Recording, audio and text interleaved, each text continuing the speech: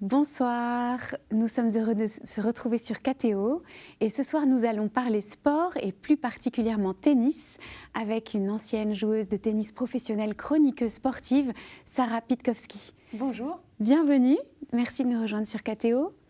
Alors vous avez un parcours particulier, vous avez joué comme joueuse de tennis professionnelle de 1999 à 2001. Un peu plus avant. 1990 à 2011. Je ne suis pas très bonne en maths, vous voyez, ça se voit tout de suite.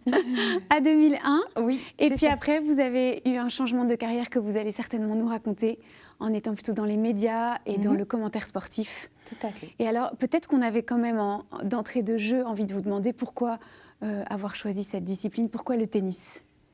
Pourquoi le tennis ? Peut-être, c'est un sport individuel et petite, je pense que j'étais assez timide, j'avais du mal à me fondre dans un groupe et j'ai trouvé dans le tennis le goût de la compétition et le fait finalement d'avoir une adversaire mais de jouer pour soi et ça devait convenir à mon caractère parce que j'ai fait aussi d'autres sports, j'ai fait de la GRS qui est aussi un sport individuel, mais c'est vrai que je n'ai jamais été attirée par le sport collectif. Pourtant, en vieillissant, travailler en équipe, c'est quand même beaucoup mieux. Ah oui, mais peut-être qu'il y a une angoisse de faire perdre son équipe, vous pensez, quand vous étiez petite ? De partager, peut-être d'avoir la pression, effectivement, de joueurs autour de soi, de coéquipiers, et puis trouver sa place dans un groupe quand on est jeune. Quand vous étiez timide. Voilà, je pense qu'il faut trouver sa place. Alors, il y a plein de types de caractères. Il y a le meneur, il y a les suiveurs. Et je pense que je devais être bien toute seule avec moi. Voilà. Même si vous étiez discrète, c'est pas rien non plus d'être seule avec sa raquette devant des spectateurs qui regardent. Il fallait quand même surmonter sa timidité, là. Exactement, mais en fait, le terrain de tennis, c'est comme une scène de théâtre où se joue quelque chose. Bien sûr. Et peut-être que cette distance qu'il y avait entre le court et le public me permettait... Je devais aimer qu'on me regarde, mais je voulais pas partager les choses trop près. Ah donc, oui, là, il y avait une sorte de sécurité. Exactement, le terrain était... On est un peu protégé. C'est un peu ambivalent, parce qu'on est protégé par ce terrain de tennis, mais en fait, on est à la vue de tout le monde. Oui. Mais des fois, il y a des choses qui se passent dans nos têtes où on a du mal à trouver les correspondances. Mais en tout cas, ce terrain me convenait. Oui. Mais enfant, vous aviez un talent pour le sport, évidemment. Alors, talent pour le sport, je ne sais pas, le talent pour le travail. Ah. Le talent pour le travail, c'est... je m'épanouissais dans le travail, de répéter, de m'entraîner. J'y trouvais un plaisir, j'y trouvais une satisfaction personnelle Je préférais presque m'entraîner. C'est-à-dire que quand on me disait de m'entraîner toute la journée, ça ne me faisait pas peur parce que pour moi, c'était plus facile d'aller m'entraîner que d'accepter une invitation à un goûter d'anniversaire. Parce que j'étais tellement timide, finalement, c'était l'endroit où je me sentais le mieux. Voilà. Incroyable. Donc un lieu d'épanouissement, mais même dans l'exercice, pas simplement dans le moment du match. Ah oui, absolument. Dans l'exercice, ça vous épanouissait. Surtout dans l'entraînement physique, l'entraînement tennis. Je pouvais m'entraîner pendant des heures. Et donc, quand on répète les choses, on a plus de chances de les réaliser. Donc, je pense qu'il y a eu ce cumul de choses. Et vous avez gardé ce trait de caractère d'aimer travailler ? Oui. Oh oui, malheureusement. Au contraire, pourquoi vous dites malheureusement ? Parce que c'est une qualité extraordinaire. Oui, c'est une qualité, mais il y a un moment où il faut savoir aussi prendre un peu de recul. Mais il y a une boulimie du travail qui existe depuis le temps où j'ai joué au tennis. J'ai même pas eu de temps de latence entre la fin de ma carrière. J'ai eu tellement peur de ce vide que je l'ai rempli tout de suite en faisant des études, en sollicitant des gens autour de moi. Travailler, pour moi, c'est une source d'épanouissement, en fait. Donc, vous ne perdez jamais votre temps. Ah non, ça, vous savez pas ça c'est un mot que je Les gens qui traînent sur leur téléphone, ça vous donne des boutons, j'imagine. Je traîne sur mon téléphone, mais j'ai mon esprit qui fait autre chose en même temps. Mais ça, c'est les qualités des femmes. On est capable de faire plusieurs choses à la fois. Donc vous étiez quand même au top 30 mondial. Oui. Donc vous avez quand même fait un parcours magnifique. Oui. Votre famille devait être très fière de vous. Oui, oui. Je m'en étonne encore aujourd'hui. Au prix de beaucoup de sacrifices, parce que j'étais jeune, je voyageais beaucoup. Oui. Donc, il y avait... on voyage entre 25 et 30 semaines par an. Donc, vous êtes éloigné de votre famille tout ce temps-là, parce que quand on parle de ces années-là, c'est un sport professionnel où on gagne de l'argent, ce qui est déjà fantastique. C'est-à-dire que cet argent-là, on peut l'investir dans sa structure pour pouvoir prendre des professionnels autour de soi, pour voyager. Ouais. Sauf qu'il y a un gap énorme entre les années où j'ai joué et aujourd'hui. À l'époque, ce qu'on gagnait nous permettait de réinvestir pour voyager et nous entraîner, mais je ne pouvais pas avoir le luxe d'emmener mes parents avec moi, je ne pouvais pas avoir mon préparateur physique, je ne pouvais pas avoir un coach tout le temps avec moi. Il fallait que je jongle, c'est une petite entreprise, parce que les gains ne permettaient pas, et les gains, c'est la seule chose qui vous permet de jouer au tennis. Il n'y a personne qui... Vous n'êtes pas comme un sport co où vous êtes salarié d'un club de tennis, vous êtes votre propre chef d'entreprise. Donc très jeune, c'est quand même pas rien comme responsabilité. Absolument. Et inconsciemment, je pense qu'on développe, quand on est sur un sport individuel professionnel, on développe un esprit d'entreprise. J'ai gagné tant, comment je vais l'investir, quel programme je vais faire, qui je vais engager. Donc en fait, sans le savoir, on développe une mécanisme de petit chef d'entreprise. Et vous avez souffert de ces séparations Oui, bien sûr. Oui. C'est pour ça qu'on peut dire 91-2001, c'est long et pas long, mais aujourd'hui, les carrières, elles durent 20 ans, 25 ans. Moi, au bout de 10 ans, j'étais asphyxiée, en fait, cette distance. Vous n'étiez pas faite pour ça? Alors, je suis solitaire, mais là, c'était de la solitude. Et ce n'est pas tout à fait pareil. Faire un sport solitaire, mais finalement être seul dans son quotidien, la solitude du quotidien était pesant. Voilà, là, vous aviez quel âge en 2001? Alors là, c'est moi qui vais faire un calcul. Heureusement, c'est gentil pour moi, vous me mettez à l'aise de m'être trompée. Non, mais j'ai arrêté jeune, j'ai arrêté à 26 ans. Oui, donc à 26 ans, vous étiez asphyxiée de cette solitude. J'avais plus d'air. J'ai commencé à 16 ans, 26 ans, mais aujourd'hui... les conditions de jeu font qu'on voit des joueuses qui jouent jusque 30, 35 ans, mais en fait, elles voyagent avec leur famille. Ah oui, ça n'a rien à voir. Donc, en fait, l'équilibre émotionnel, il est... Et donc, eux sont jamais venus? Ils ne sont pas venus? Non. Ils venaient à Roland-Garros, parce que c'était à Paris, quand c'était en France. Wimbledon, ils ne sont pas venus? Non, Wimbledon, l'Open d'Australie... Oui. Quand je faisais le tour du monde, ils ne venaient pas. Et puis, eux travaillaient. Donc, qui vous regardaient évidemment à la télé, avec grande fierté. Oui, quand ils pouvaient. Mais encore une fois, aujourd'hui, on voit tout partout. Bien sûr. Mais on n'avait pas les réseaux sociaux. Donc, en fait, j'ai fait un sport qui était déjà très médiatisé, qui était professionnel, mais qui n'avait pas encore tous les atouts positifs qu'on peut avoir aujourd'hui. Et je me demande toujours, si j'avais joué maintenant, est-ce que ma motivation aurait été la même? Parce qu'il y avait ce souci il y avait de besoin de survivre. C'est le fait de survivre qui permettait d'avancer. Parce que cette solitude, elle était pesante. Donc, en fait, gagner devenait quelque chose, un peu un câlin. En fait, ça faisait du bien. Ouais. Pour se dire, j'ai fait pas tous ces sacrifices pour rien. Exactement. Alors qu'aujourd'hui, je pense que les sources de motivation sont différentes. Donc, je me demande toujours... Si ça avait été transposé aux années d'aujourd'hui, quelle aurait été ma source de motivation? Et c'est un grand point d'interrogation. Et puis si vous étiez timide, aujourd'hui, on est quand même encore plus sous le feu des projecteurs, qu'on gagne ou qu'on perde. Absolument. Alors que là, on était plus sous le feu des projecteurs si on gagnait. Exactement. Et là, si vous êtes... Puis là, vous êtes harcelé. C'est-à-dire ça, c'est plus rude quand même, je trouve. Et ça m'est... Enfin, je ne sais même pas comment on peut vivre, parce que même en étant un peu public, déjà rien que les commentaires en étant un peu public, c'est rude. Ça peut être rude. Et là, en fait, de vous juger sur votre performance, surtout quand on a échoué, ça doit être éprouvant. Hein. Et puis c'est un sport, je répète souvent, quand on parle du tennis, c'est un sport où on perd toutes les semaines. Ah oui. Parce qu'il y a un tournoi par semaine, sauf si vous allez au bout du tournoi. Donc il n'y en a qu'un sur les 32 ou les 64 qui sont au début de la semaine. Il y en a toujours un qui ne perd pas. Tous les autres finissent leur semaine en ayant perdu. Et se construire sur la défaite, c'est aussi un mécanisme mental très particulier. Mais oui, mais c'est peut-être très riche d'apprendre à avoir échoué dans quelque chose Qu'est-ce que ça vous a appris? De se relever. Rebondir. Et la résilience, parce que vous devez avancer malgré une défaite. Et je dis souvent, on a un wording, enfin un jargon tennistique, même quand vous allez en finale, donc vous perdez contre le vainqueur, quand on vous demande ce que vous avez fait, vous ne dites pas « j'ai terminé deuxième », vous dites « j'ai perdu en finale ». Ah, donc même le langage jargon, met en valeur la défaite en réalité. Le jargon est plus souvent associé à une défaite. Donc qu'on doit assumer. Et qu'on doit assumer. Quand vous faites un 100 mètres, vous terminez deuxième, vous ne dites pas « j'ai perdu ». En finale, vous dites « j'ai terminé deuxième ». Et ça, c'est étonnant. Alors pourquoi on présente négativement quelque chose qui est déjà magnifique? C'est le jargon de ce sport. Et quand j'ai des parents qui me parlent de ce sport, et pour leurs enfants, je leur dis, vous savez, l'estime de soi, c'est très important. Cultivez l'estime de soi parce que votre enfant va perdre quasiment une fois par semaine. Donc il faut avoir en fait, il faut cultiver l'estime de soi pour pouvoir surmonter ça.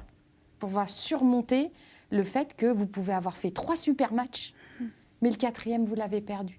Donc, il ne faut pas rester sur ce 4e, il faut rester sur les 3. Et ça, il faut le cultiver, en fait. C'est un travail mental. Exactement. Et alors, quelles étaient vos clés pour apprendre ça? J'en avais pas, c'est pour ça que c'était très dur. Je comprends, vous deviez avoir le moral à zéro. C'est pour ça que c'était très, très dur. Enfin, voilà, c'est pour ça que j'ai joué une dizaine d'années et que... Après, c'était plus possible. En fait, ça devenait trop lourd. Voilà, c'est vraiment trop lourd. Donc, il faut quand même que les joueurs soient accompagnés aussi affectivement, en fait. C'est ça ce que vous indiquez aussi. Émotionnellement, affectivement. On dit aussi que les sportifs ont besoin d'amour.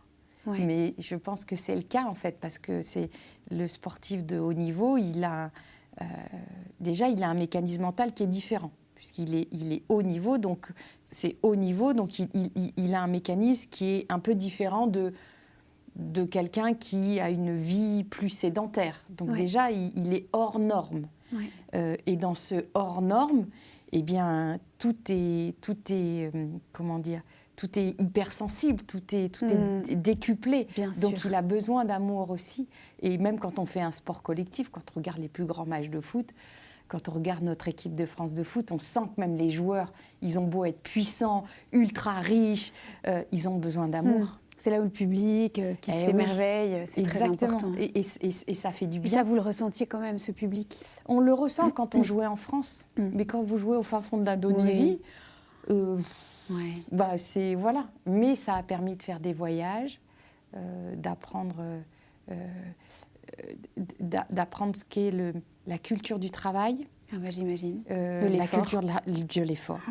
De la résilience. Donc, tout ça faisant, ça construit... De la persévérance, parce que quelle persévérance! Ça construit forcément... Une personnalité. Et exactement, ça forge une personnalité, tout à fait. Et alors après, vous avez tout de suite su quoi faire après? Alors, oui, en fait, c'est des concours de circonstances. Alors, timide, petite et très communicante après. Alors, c'est toujours pareil. Il y a des choses qui peuvent être contradictoires. Qui se révèlent. Et... En fait, quand je voyageais, mon seul lien avec la France et avec les jeunes de mon âge, c'était la radio. Donc, en fait, j'enregistrais les émissions radio des jeunes et je me les repassais. Donc, le pouvoir de la voix a toujours été dans mes oreilles. Et quand j'ai arrêté, j'ai été frappée à la porte de radio en disant, voilà, est-ce que vous ne cherchez pas des consultants pour parler tennis? Et je suis tombée... J'ai fait d'abord un stage dans une radio qui faisait que du sport, qui s'appelait Sport OFM, qui était une radio parisienne qui faisait que du sport. Et le rédacteur en chef était un ancien journaliste de Tennis Magazine. Donc quand je me suis présentée... Il savait parfaitement qui j'étais. Et donc il m'a dit, très bien, on va te former. Et donc en fait, j'ai appris à poser ma voix. Vous avez une voix très chaleureuse. C'est gentil. J'ai appris à poser ma voix, à m'intéresser à plein de sports. Et donc, je suis rentrée à la radio RMC en 2001. Et puis, vous avez présenté les grandes gueules du sport, là Non, au début, c'était je commentais Roland Garros. Et donc, ma voix a dû plaire. Et donc, j'ai commencé par une émission quotidienne. J'ai arrêté en septembre, j'ai fait des études. J'ai oublié que j'ai fait des études. Vous l'aviez dit au début. J'ai fait des études, j'ai passé l'équivalent d'un bac plus 5. Et puis, 1 an après, je suis rentrée à la radio et je co-animais une émission le soir sur le sport pendant 3 ans. Et puis après, j'ai changé d'émission.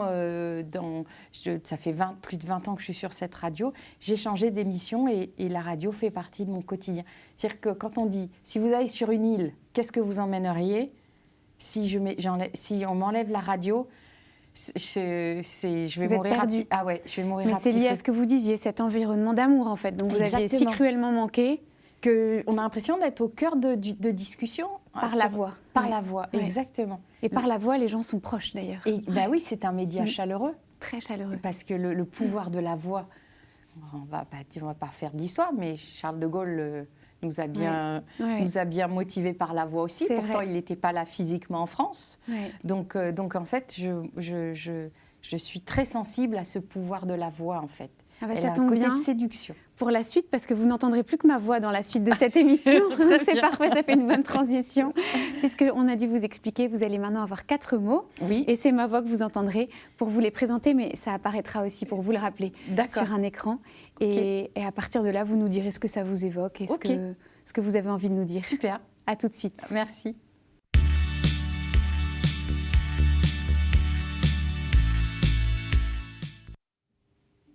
Nous sommes dans Lumière intérieure sur KTO et nous recevons Sarah Pitkowski. Vous êtes bien installée ? Très bien. Bon, alors c'est parfait. Et donc le premier mot ne vous étonnera pas trop. Le premier mot, c'est athlète.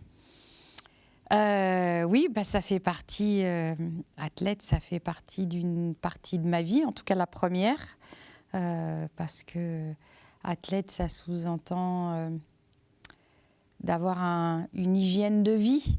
Un rapport au corps.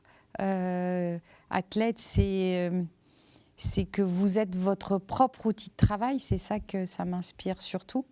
Donc, ça, voilà, athlète. Et puis, on peut le rester aussi après, parce que je crois que l'hygiène, le travail qu'on y met quand on aspire à être un athlète, je pense que c'est une éducation qui fait partie de vous et qui peut vous servir après dans une vie plus classique. Bien sûr. Et c'est presque un mantra, c'est une référence, en tout cas quand on se perd un peu, de se dire que on a été un athlète ou une athlète et qu'on s'est construit comme ça permet de se refocaliser et de refaire son cadre. Mais donc c'est quand même, donc on en a parlé, c'est à la fois des sacrifices et un exercice, et vous l'avez dit à l'instant, un rapport au corps un peu différent. Oui, c'est vrai, oui, parce que c'est votre outil de travail. Et quand on dit être athlète, vous n'êtes pas athlète quand vous arrivez au bureau à 8h30 et que vous en repartez à 17h ou 18h. Quand athlète, c'est être athlète 24 heures sur 24, 7 jours sur 7, 365 jours par an. Être athlète, c'est un état. C'est pas une fonction, en fait. Et je pense que c'est ça où il faut... je ne sais pas si ce mot se perd, mais en tout cas, c'est comme ça que je l'ai appréhendé. Mais du coup, ça veut dire que toute jeune fille, on est attentif à ce qu'on mange, à combien de temps on dort, on ne peut pas faire la fête en buvant trop. Enfin, il y a une forme de vigilance permanente. Tout à fait, oui, tout à fait. C'est exactement ça, puisque votre corps est votre outil de travail. Donc, si vous n'en prenez pas soin, bah, il va falloir assumer après. Donc en tout cas, moi, ma manière de percevoir ce mot-là, c'est alors je dis une hygiène de vie, mais c'est... parce que je dis une hygiène, mais je n'utilise pas le mot restriction, parce que c'est vraiment... c'est une habitude de prendre soin de soi, en fait. Après, le rapport au corps, quand vous êtes une athlète féminine, c'est encore autre chose, parce que quand vous êtes athlète féminine, quand vous avez 15 ou 16 ans, le rapport au corps, il est un peu plus particulier, parce qu'il y a l'esthétisme qui va aussi avec. Donc, c'est des points qui sont pas évidents à l'adolescence, où on essaie d'appréhender son corps, et que finalement, c'est avec ce corps-là que vous devez performer. On peut, enfin voilà, il peut y avoir un combat intérieur qui est pas facile à gérer. Et une pression qu'on se met soi-même énorme. Oui, et puis le regard des autres. Parce que quand vous êtes athlète, on va juger votre corps aussi. On vous regarde. Ouais. Exactement, on va vous dire... Il faut le supporter, ce regard. Et il faut le supporter, il faut savoir le mettre quelque part. On va vous dire, ah bah t'es trop musclé, ou t'as grossi, ou t'as maigri, ou qu'est-ce que c'est que ce bourrelet. Enfin, il y a tout un regard qui est qui peut être un regard comment on va dire ça? Il peut être un regard de comment améliorer son physique, mais il faut faire attention que le mot ne dépasse pas juste le fait que c'est pour s'améliorer et non pas un jugement esthétique. Et petite, moi, j'avais beaucoup de mal à ce que... j'aimais pas qu'on me touche quand mon coach voulait me montrer un geste. Il fallait qu'il y ait une barrière, en fait, parce que j'aimais pas. On peut me montrer, mais on pouvait pas me toucher, quoi. C'était quelque chose qui était assez... j'avais un rapport qui était particulier. Et je mettais toujours une barrière, en fait. J'aimais pas que les gens soient trop près de moi. Vous aviez besoin qu'on vous respecte? Oui, peut-être. Peut-être que ça devait être le respect. Mais en tout cas, à l'époque, oui, c'était, il y avait comme il y avait une zone de sécurité. Oui, puis il y a une forme de pudeur aussi, oui. D'avoir besoin d'une distance, même si on nous regarde jouer, on n'est pas la chose du spectateur. Exactement. Et on est un sport, en tout cas le tennis est un sport féminin où vous êtes en jupe de tennis, en petite tenue. Donc oui, vous êtes... On est très exposé au regard. Est exposé, exactement. On est totalement exposé. Et vous êtes exposé pas 3 ou 4 minutes, vous êtes exposé 1 heure, 1 heure et demie, 2 heures, le temps que dure un match en fait. Donc oui, il y a une forme de pudeur et c'est un sport où effectivement il y a eu souvent cette barrière qui a été franchie en fait entre l'athlète et le coach ou l'entraîneur et ça moi c'était quelque chose qui me faisait extrêmement peur. Donc en fait je mettais naturellement une distance systématique. Une barrière de protection. Tout à fait. Je vous ai entendu dire que vous aimiez les grands moments de sport, oui. Et pas simplement d'ailleurs le tennis, mais les grands moments de sport pour l'espèce d'émotion qu'il procure. Est-ce que vous avez envie de nous partager cette émotion? Comment est-ce que vous la qualifieriez? Les grands moments de sport, c'est les frissons que ça procure, le direct en fait. Parce que qu'est-ce qui se passe en direct aujourd'hui? Malheureusement des guerres et le sport reste quelque chose qui est du direct et qu'on peut partager.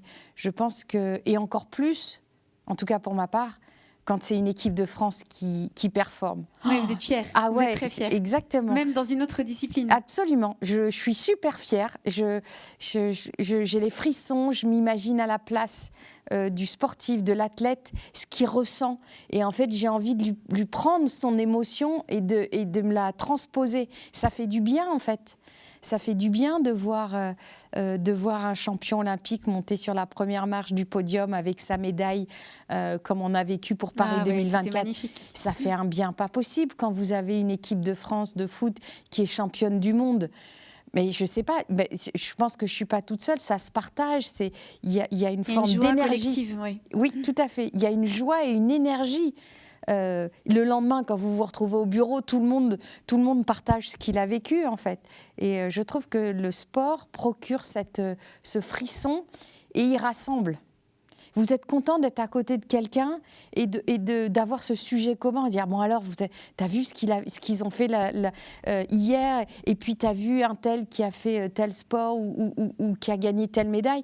Ça donne tout de suite un sujet de conversation où en fait, il n'y aura pas de désaccord. On sera forcément d'accord et on va partager la même joie. Une communion, en fait, le sport comme une école de communion. Tout à fait. Tout à fait. Alors, on va passer au deuxième mot, qui nous parle aussi d'une vertu du sport, et un mot que j'ai entendu dans votre bouche, humilité. Ah oui. Alors, humilité, oui. Humilité. Écoutez, je vous ai entendu dire ça. Oui, disant que Raphaël Nadal, je vous cite, plus il gagne, plus il est humble. Absolument. Et après, vous avez dit, cet homme est le sportif idéal. Absolument. Un sportif, enfin, alors, ce monsieur est absolument hors norme aussi. Moi, ça m'a fait un peu... Enfin, c'est pas que ça m'a fait défaut.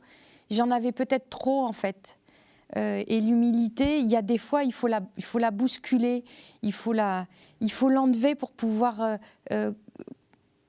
casser un plafond de verre, en fait. Pour moi, humilité, c'est un peu rester en dessous, ne pas s'exposer. Et je pense que j'admire Nadal parce qu'en fait, il a réussi à être humble tout en étant immense, combatif, immense, vouloir repousser les limites. Et en fait, pour moi, humilité, c'est un mot qui est plus, qui ressemble. Enfin, je sais pas comment. C'est un frein, en fait. Voilà, c'est ça. Pour moi, c'est l'humilité. Il faut pas que ce soit associé à un frein, c'est-à-dire rester là où on est et ne pas tenter de grandes choses. Oui, je vois. Comme si c'était différent du manque de confiance en soi. Oui, exactement. Et je pense que j'ai pas su l'utiliser à bon escient, en fait. Voilà. Ça vous a empêché d'oser. Exactement. Alors, j'admire ceux qui arrivent à oser tout en ayant une humilité qui transpire.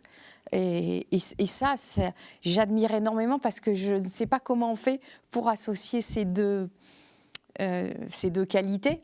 Parce que ça transpire de quoi, cette humilité, par exemple, dans une façon d'être avec les autres, en se sentant petit finalement? Oui, un peu petit ou en voulant rester à sa place. Oui. Voilà.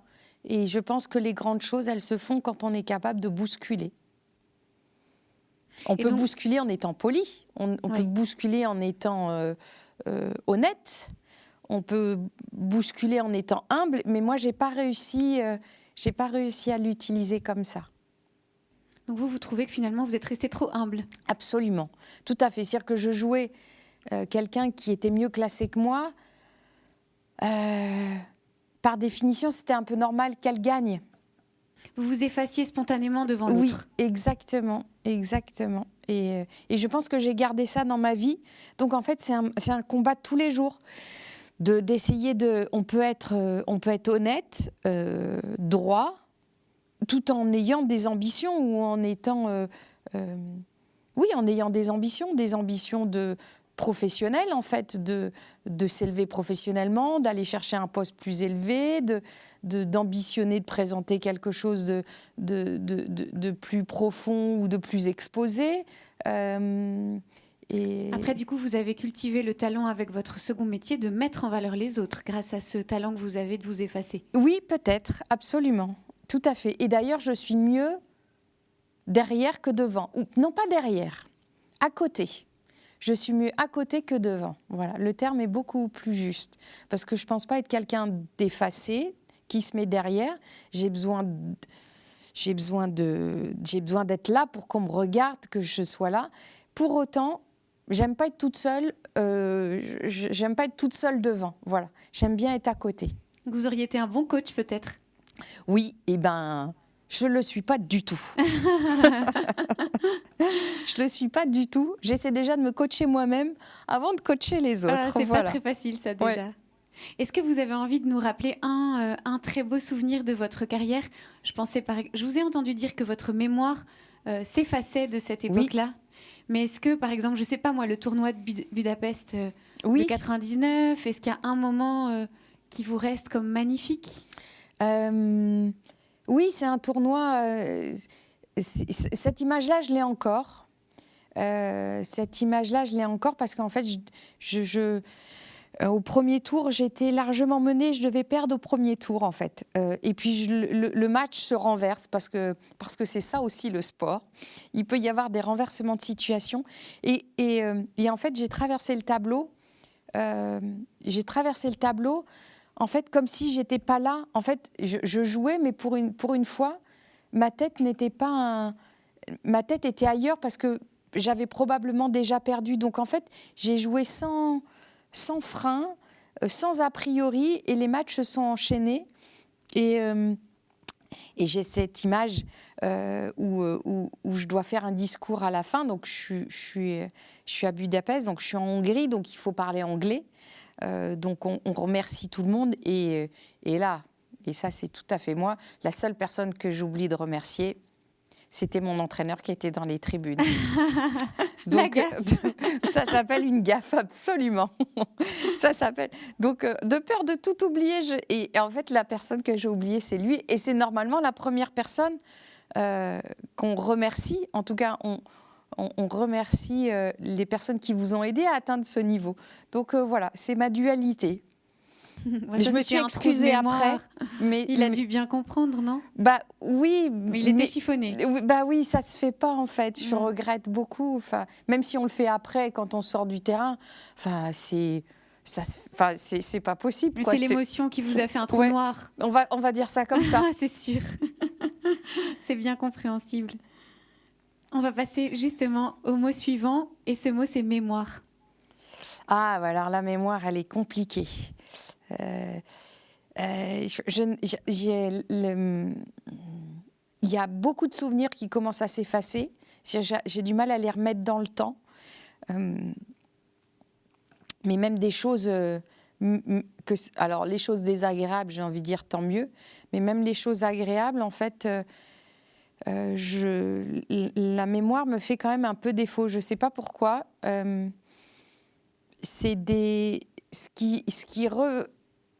Ce qui me permet de me souvenir des choses, c'est les odeurs. Si j'arrive à me remémorer une odeur, eh ben, j'arrive à me remémorer le lieu et ce qui se passait à ce moment-là. Et un environnement. Ou un bruit. Je ne sais pas comment on va dire. C'est plutôt olfactif. Olfactif et auditif. Oui, absolument. C'est pas en fait, l'image arrive après. C'est pas l'image d'abord. Ça va être une odeur, un contexte, et puis l'image va arriver et les sentiments vont arriver après. Mais je pense que je sais pas pourquoi, mais en tout cas, si j'essaie de me remémorer par un sentiment, ça revient pas en fait. Je dois faire vraiment un gros effort. Donc et puis il y a des tournois où j'ai des flashs, je vois quelque chose, mais je sais plus si c'était dans tel pays, si c'était avec tel entraîneur. Enfin bon, ça commence à être un peu. C'était peut-être trop d'émotions aussi pour votre cerveau qui a trié. Hein. Ça faisait trop. Exactement. Je pense que vous étiez saturé. C'est ça. Et je crois aussi que la mémoire est sélective et peut-être que ces souvenirs qui étaient une forme de, je le dis, qui était une forme de douleur, peut-être qu'en fait ils se sont mis quelque part derrière et ils sont très bien derrière et je n'ai pas envie de les refaire mettre devant. Exactement. Ouais. Alors vous êtes du nord de la France, et vous avez aussi des origines juives par votre père. Oui, absolument. Et j'ai entendu dire, mais vous allez nous partager et nous dire si c'est bien vrai, que vous avez fait un pèlerinage à Auschwitz. Oui. Pour y retourner. Alors, est-ce que vous avez envie de nous partager cela? Alors, en fait, il y a deux moments qui m'ont rapprochée d'origine que je ne ressentais pas jusqu'à maintenant, mais je sais d'où vient ma famille. Même si familialement, on ne me l'a jamais expliqué. Donc, l'année de mes 40 ans, j'ai voulu aller découvrir l'Israël. Et j'y suis allée avec ma meilleure amie. Et on a arpenté Jérusalem et Tel Aviv comme si, je ne sais pas, il y avait quelque chose. Et au moment de repartir, j'apprends par une tante que mon grand-père est enterré à Natania, donc à quelques kilomètres de Tel Aviv. Et on était à quelques heures du retour en France. Et je trouve, comme quoi le monde est tout petit, un entraîneur tennis que je connais depuis toute petite, qui était parti entraîner en Israël, que je rencontre... par hasard. Par hasard. Parce que vivent les réseaux sociaux, on poste qu'on est là, donc on nous répond, on dit mais toi tu es là, donc je suis là. Et il me dit mais j'ai un frère qui est taxi, il va aller voir où est la tombe, parce qu'il y a donc deux cimetières à Natania, pour aller repérer, puisque si c'est écrit en hébreu, de toute manière, je ne pourrais pas retrouver le nom. Et son frère retrouve la tombe, il vient me chercher. Oh là là. Et il m'amène sur la tombe de mon grand-père. Il y avait donc un seul Pitkowski écrit en hébreu. Et donc j'ai pu voir la tombe de mon grand-père, prendre une photo avant de rentrer en France. Oh là là, quel cadeau. Et comme quoi, il y a des choses, et je trouvais ça... voilà, c'est comme si j'étais partie chercher quelque chose, je ne savais pas trop quoi, et finalement, je l'ai trouvé. Et on est en 2026, 2024. Donc en janvier 2024, le CRIF, avec des journalistes, ont eu l'ambition de proposer un pèlerinage à Auschwitz pour d'ouverture d'esprit en prévision des Jeux Olympiques de Paris 2024. Sauf que les sportifs en activité ont beaucoup de mal à se libérer. Mais c'est surtout être associé à quelque chose. On sait que c'est difficile aujourd'hui l'image et que ça fait vite polémique. Donc les sportifs ne voulaient pas être... parce que c'était médiatisé en fait. Donc ne voulaient pas être associés à ça, pas en période en tout cas de Jeux Olympiques et en carrière. Et donc finalement, les propositions ont été faites à des sportifs qui avaient arrêté leur carrière pour savoir s'ils avaient envie de venir. Et donc quand on me l'a proposé, c'était un cadeau du ciel. C'était juste un cadeau du ciel, voilà. Et donc j'ai fait ce pèlerinage, encore une fois sans vraiment savoir ce que j'allais y trouver, mais en me disant que j'avais besoin de comprendre, ou en tout cas de vivre ce que ces gens-là ont vécu. Ça a été poignant parce que c'était au mois de janvier, c'était sous la neige. Donc en fait le décorum, encore plus austère. Exactement, le décorum de l'austérité, de la gravité était là. Et donc sont répertoriés les Juifs qui ont été déportés et qui sont morts dans les camps. Donc c'est des énormes recueils de livres avec des noms. Et donc quand on rentre dans cette salle, instinctivement, qu'est-ce qu'on fait ? On va regarder son nom de famille. Ce que vous avez fait tout de suite. Ce que j'ai fait tout de suite. Et donc j'ai vu effectivement un certain nombre de Pitkowski, de Pitkowska, avec des prénoms qui étaient très slaves. Mais il y avait un prénom qui était bien français, en fait. Et c'est là où je me suis dit, donc j'ai des origines, j'ai une descendance qui était là, parce que mon papa n'est pas capable de me le dire, parce que ma famille, du côté de mon papa, c'est des non-dits. En tout cas, on ne pose pas la question. Et quand je lui ai dit qu'il y avait un Henri Pitkowski qui était décédé dans un camp, il me dit je sais pas qui c'est, je sais pas ce que ça fait, mais en tout cas ça me rapproche. En tout cas, ça me rapproche de ces horreurs et je pense que je suis marquée puisqu'on dit, après ça vaut ce que ça vaut, hein, mais on dit que même les descendants du judaïsme portent en eux cette cicatrice, ces traces et cette souffrance. Et je pense que je l'ai véritablement. Voilà. Bien sûr. Je sais que je porte cette souffrance. Je l'exprime différemment dans un monde où on vit aujourd'hui, mais ça fait partie de moi. Voilà. Et le fait qu'on n'en ait pas parlé, c'est parce que c'était une mémoire trop violente en famille. On ne pouvait pas évoquer ça. Après, en lisant, en échangeant, il y a beaucoup de juifs qui ne veulent pas parler, qui ne veulent pas en parler, voilà. Parce que quand ils ont voulu en parler à un moment, on ne les a pas crus. Oui. Donc, et puis je pense que, c'est trop pour certains. Donc en fait, sans le dire, en fait, ça a infusé sur des descendances et ça fait partie, voilà. C'est une blessure qu'on se transmet. Exactement, tout à fait. Alors on va passer au mot suivant. Et ce mot suivant, c'est vieillir. Alors ce mot ne me fait absolument pas peur.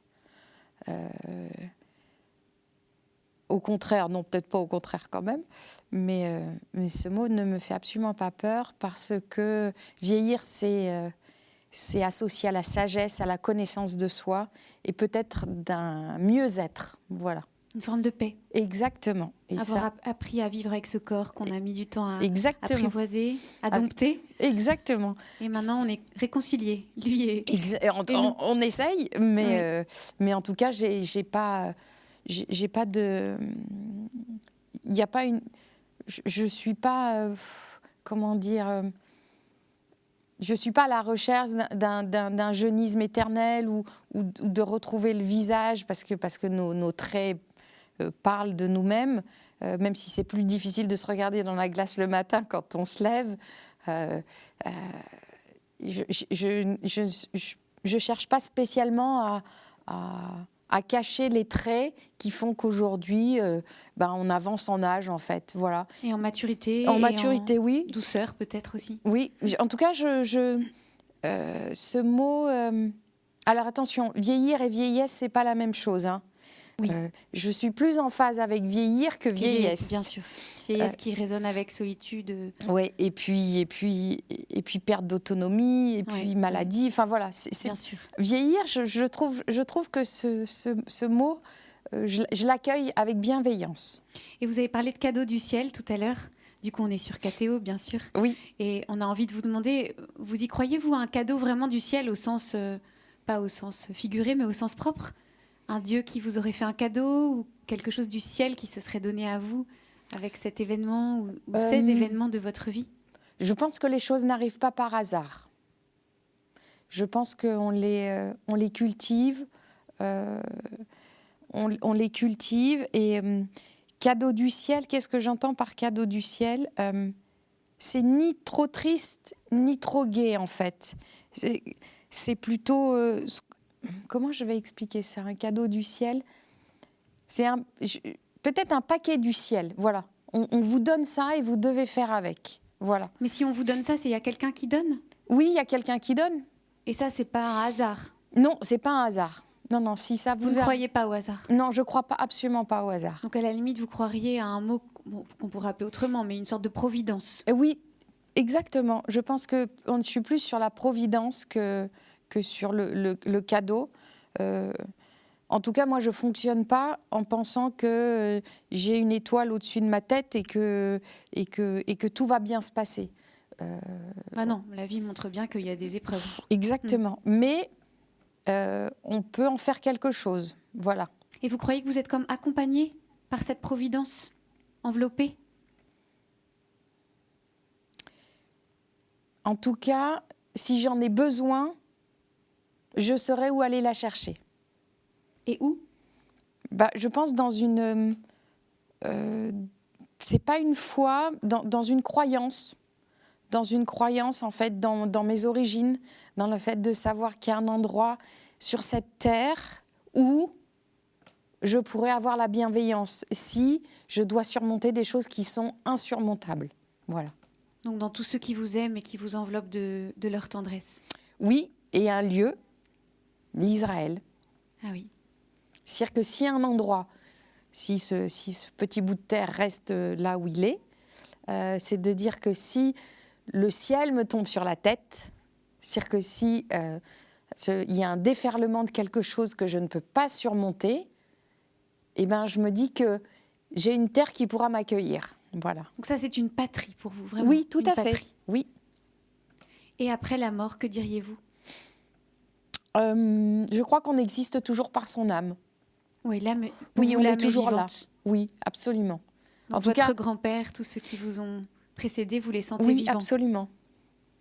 Proches, finalement. Oui. Donc c'est peut-être pour ça que vieillir ne vous fait pas si peur? Non, pas du tout. Parce qu'au fond, on marche vers autre chose. Tout à fait. Oui, oui. Et qu'on existe toujours d'une manière ou d'une autre. Exactement. Alors j'avais envie de vous lire un petit passage de la Bible. Dites-moi. Un petit passage. Et alors, je vais vous en lire un petit bout et vous allez me dire ce que ça vous évoque. Rassurez-vous, c'est un passage sur le sport. Hein. Je vous ai pas fait un truc qui n'avait rien à voir. Non, parce que je l'ai pas souvent ouvert. Hein. Non, je vais c'est être pas très grave. franche. C'est pas grave. C'est pas grave. C'est l'occasion, non, aujourd'hui oui, sur KTO. Absolument. Tout à fait. Alors, c'est un passage de Saint Paul. Saint Paul qui était juif et qui a rencontré le Christ après avoir été un juif très pratiquant. Et d'ailleurs, il est toujours resté cette âme juive. Ne savez-vous pas que dans les courses du stade, tous courent, mais un seul obtient le prix? Courez donc de manière à le remporter. Tous les athlètes à l'entraînement s'imposent une discipline sévère. Ils le font pour recevoir une couronne de laurier qui va se faner, et nous, pour une couronne qui ne se fane pas.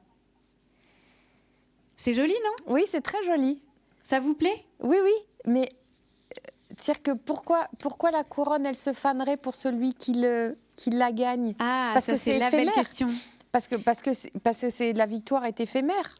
Oui, c'est exactement ça. Et que la prochaine fois, il y aura un échec, peut-être. Et puis qu'il faudra recommencer. Et qu'on repartira sur la même ligne que tous ceux qui courront dans un stade. Et qu'il faudra persévérer à nouveau et ressouffrir et s'imposer à nouveau une discipline sévère. Et que finalement, cette humilité, c'est pas parce qu'on a gagné une fois qu'on va gagner tout le temps. Et donc, ce serait quoi cette couronne qui ne se fane pas? Parce que lui, il parle pour recevoir une couronne de laurier qui va se faner, et nous, pour une couronne qui ne se fane pas. C'est-à-dire que qui ne se fane pas, c'est garder le goût de l'effort, le goût de la compétition, en fait. C'est finalement de ne pas fixer son goût ou son amour pour un sport uniquement sur le résultat. Il ne faut pas que... En fait, il faut pas se construire que sur le résultat, parce que de toute manière, ça va se faner. Alors que si on se construit dans le plaisir de faire cette discipline, le plaisir de s'entraîner, le plaisir de performer, le plaisir d'être en compétition, finalement, ça ne se fane jamais, puisque c'est un éternel recommencement. Et donc, pour vous, cette couronne qui ne se fane pas, ce serait tout ce que vous avez acquis et qui, ça, personne ne peut vous l'enlever, même si vous avez raté. Ah là, je pense que personne ne peut me l'enlever, parce que personne n'a travaillé autant que ce que j'ai travaillé. Et donc tout ça, c'est acquis pour toujours, quel que soit l'échec ou la réussite. Exactement, c'est acquis pour toujours. Ça fait partie de soi. En tout cas, ça fait partie de moi. Ah oui, ça se voit d'ailleurs. Et je pense que pour Saint Paul, ça devait être le paradis, non? Qu'est-ce que vous en pensez, cette couronne qui ne se fane pas? Oui, peut-être. Être avec Dieu. Peut-être un endroit être un endroit qui est... où il n'y a plus d'échecs possible. Il n'y a plus d'échecs, où la vie était... Plus de souffrance, la vie éternelle, oui, probablement. Probablement, ça devait être ça pour lui, cette course à acquérir toute la vie pour obtenir la vie éternelle. Exactement, il n'y a pas de fin. Il n'y a qu'un endroit qui restera vivant éternellement. La Jérusalem céleste. Ah oui, bien sûr. Ce que vous avez dit tout à l'heure, au fond. Et oui, le berceau de toutes ces religions. D'ailleurs, quand... je n'ai pas de croyance spécifique, mais quand vous êtes à Jérusalem, il se passe quelque chose. Même si vous êtes le plus pragmatique des pragmatiques, même si vous êtes le plus scientifique des scientifiques, si on ne croit pas à l'au-delà, à quoi que ce soit, quand vous mettez les pieds sur cette terre, il se passe quelque chose. Il se dégage quelque chose. Ça, indiscutablement, que vous soyez musulman, juif, catholique, peu importe, protestant, peu importe, cette terre a une puissance assez... il n'y a même pas de mots, quoi. Voilà. Et vous le qualifieriez comment, ce quelque chose? C'est... cette terre, vous mettez les pieds dessus, si elle n'est pas détournée, on est tous égaux, en fait. On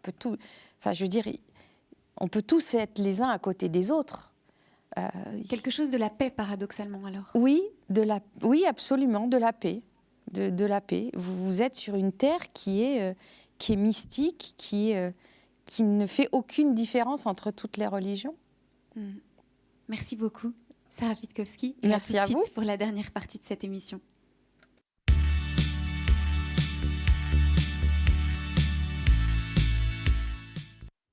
Alors, nous sommes toujours dans Lumière intérieure. Comment est-ce que vous avez vécu cette expérience particulière, hein? Oui, c'est un peu particulier. Oui. Vous allez creuser un petit peu quand même. Ça vous a pas trop chatouillé? Un petit peu, mais ça permet aussi de se poser, parce que je pense que tous les jours, on ne se pose pas spécialement sur ce qu'on a vécu. Ouais. Donc, voilà. Est-ce qu'il y a un mot que vous avez préféré plutôt qu'un autre? Je pense l'humilité. Ouais. Ouais. C'est ce qui se dégage de vous. En tout cas, sur ce quoi je dois travailler, en tout cas. Voilà. Est-ce qu'il y a un don quand même aussi? Oui, c'est un don, mais en tout cas, par exemple, c'est pas un mot que je veux transmettre à mes enfants. Pourtant, vous dites quand même que c'est le sportif idéal, Nadal, parce qu'il est humble. Oui, mais dans le sens, pas le côté négatif de l'humilité. Pas le côté manque de confiance en soi ou se laisser marcher sur les pieds. Exactement, ou de fait de pas oser. Oui. De pas oser. Manque d'audace. Et le manque d'audace, oui, en fait. On aurait dû remplacer humilité par audace. Ah oui, et là, vous auriez aimé parler d'humilité. Et exactement, exactement. Je pense que... Pour vous, les deux doivent aller en même temps. Oui, je pense que audace, c'est pas mal. Mais finalement, vous avez fait preuve des deux, vous aussi. Oui, Bah oui. Mais je pense que, oui, audace, c'est peut-être celui que je vais garder, en fait. On en a inventé un autre. Donc c'est ça que vous aimeriez transmettre à vos enfants? Exactement, tout à fait. C'est de l'audace. Tout à fait. Et puis on a bien aimé aussi vous entendre sur cette couronne de laurier qui ne se fanerait pas pour vous. Oui. Et finalement, c'est toutes ces vertus que vous avez acquises par le sport, cette discipline, ce sens de l'effort, je pense cette droiture, cette loyauté, cet amour de la communion. Les règles, qu'est-ce qui vous apprend les règles aujourd'hui? Le sport, c'est une discipline de règles, c'est-à-dire qu'il y a des règles à suivre. En tout cas, je pense que le sport est un cadre qui peut permettre effectivement de vivre avec des règles.